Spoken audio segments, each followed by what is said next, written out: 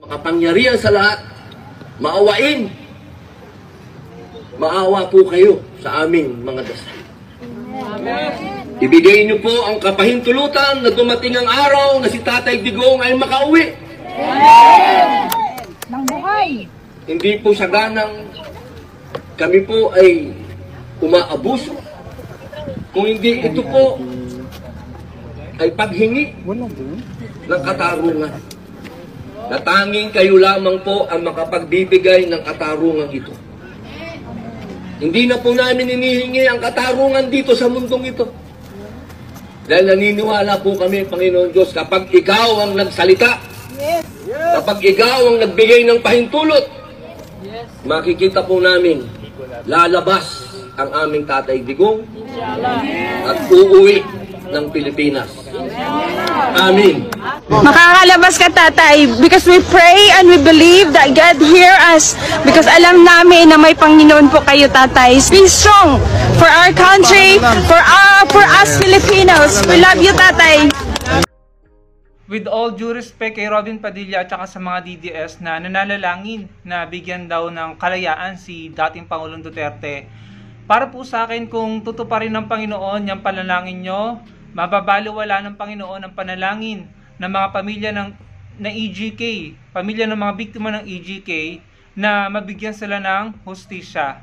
So kung ako po ang tatanungin nyo, mas mamatamisin ng Panginoon na tuparin ang panalangin ng mga biktima ng EGK, ng mga inosenteng nadamay, ng kanilang mga pamilya, yung panalangin nila na magkaroon ng hustisya, kesa sa panalangin nyo, mga DDS at ni Robin Padilla, na palayain si Duterte.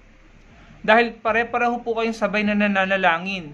Hindi po ba mga kababayan? Pare-pareho silang sabay na nananalangin sa Panginoon. Ang panalangin ng mga Duterte, ng mga DDS, nila Robin Padilla, palayain si Duterte.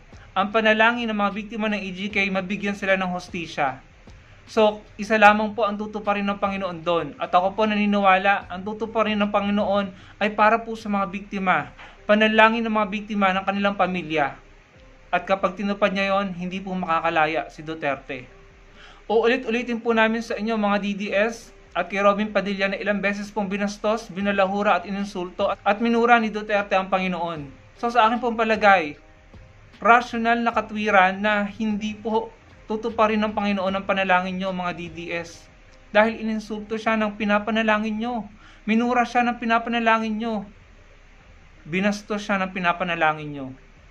So kung kayo ay nananalangin para iligtas, palayain ang taong nambastos sa Panginoon, and at the same time, nananalangin yung mga pamilya ng biktima na mabigyan ng hustisya ang kanilang mga kamag-anak na namatay sa EGK or war on drugs, malamang sa malamang, malakas po ang aking paniniwala na tutuparin ng Panginoon ang panalangin ng mga biktima, ng pamilya ng mga biktima, at ang panalangin para sa hustisya para sa mga tao na agrabyado, inosente, at binawian ng buhay dahil sa walang kakwenta-kwentang polisiya, bara-bara, na tinarget lamang ang mahihirap, mga street level.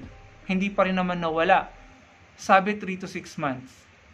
So, masakit mang tanggapin, I don't think tutuparin ng Panginoon ang panalangin nyo dahil ang Panginoon ay matalino. Taliwas sa sinabi ni Duterte na STUPID ang Panginoon. Hindi po siya ganun. Matalino po ang Panginoon at makatwiran at may hustisya po para sa kanya. At naniniwala ako na ang papakinggan niya at tutuparin niyang panalangin ay panalangin ng mga pamilya, ng mga taong agrabyado, na biktima at mga inosente sa makatuwid, mga biktima po ng EGK. Hindi po ang panalangin niyo para kay Duterte. Yung po ang paniwala ko dyan. Lalo pat ininsulto niya at minura niya ang Panginoon. At panghuli, hindi niyo ba nare-realize na yung katotohanan na naandun na si Duterte sa dahig, nakakulong, sa matagal na panahon, na pananalangin ng mga kamag-anak na nabiktima ng EGK at ng mga pamilya, kamag-anak ng mga pulis na nadamay dyan sa madugong war on drugs na yan, hindi niyo ba na-realize na baka ito na yung hustisya na sinasabi? Kaya nakakulong na si Duterte ay dahil binibigyan na ng Panginoon ng hustisya ang mga taong dapat bigyan ng hustisya. Hindi niyo pa ba nare-realize na sa araw-araw na pagwawelga nyo at pananalangin nyo, walang natutupad? Yung panawagan yung hustisya para sa inyo na sinasabi nyo ay hindi tinutupad ng Panginoon? Hindi nyo pa ba nare-realize na kaparusahan siguro ang binibigay ng Panginoon para dyan sa taong pinapanalangin nyo, at hostisya para sa mga biktima, mga inosenteng nadamay, mistaken identity, at mga tinaniman lamang ng ebidensya para lamang masabi na may accomplishments, or para dun sa sinasabing di umano'y makakota at makakuha ng pabuya. Hindi nyo pa ba nare-realize na baka ito na yung hostisya ng Panginoon? Hindi nyo pa ba nare-realize na baka kaya hindi nakakalaya si Duterte sa kabila ng pagpupursigin nyo na manawagan at magwelga at magdasal, ay dahil ang Panginoon ay marunong at nakikita niya kung sino ang dapat tuparin ang panalangin. At sa akin pong palagay, sa paniwala ko, panalangin po ng mga biktima ang tinutupad niya.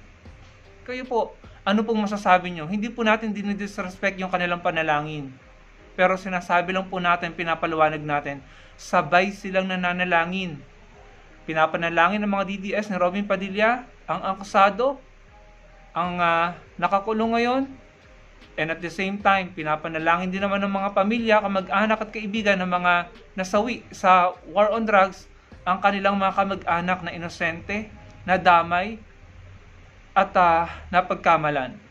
Tinaniman ng ebidensya, pinapanalangin din nila. So sa akin po, kung ako tatanungin nyo, mas tutuparin po ng Panginoon ang panalangin ng mga biktima. Wala pong halong pag-disrespect sa panalangin nila ng mga DDS. Karapatan po nila yan. Binibigyan lang naman po natin ng reaksyon at opinyon. Para po sa akin, marunong ang Panginoon, makikinig siya at tutuparin niya ang panalangin ng mga taong mabuti at ng mga biktima. Yun po ang akin dyan. Ano pong masasabi niyo mga kababayan? Ilagay niyo lang sa comment section. Huwag niyo pong kalimutang i-like ang video at magkita-kita po tayo sa susunod kong video. Salamat po.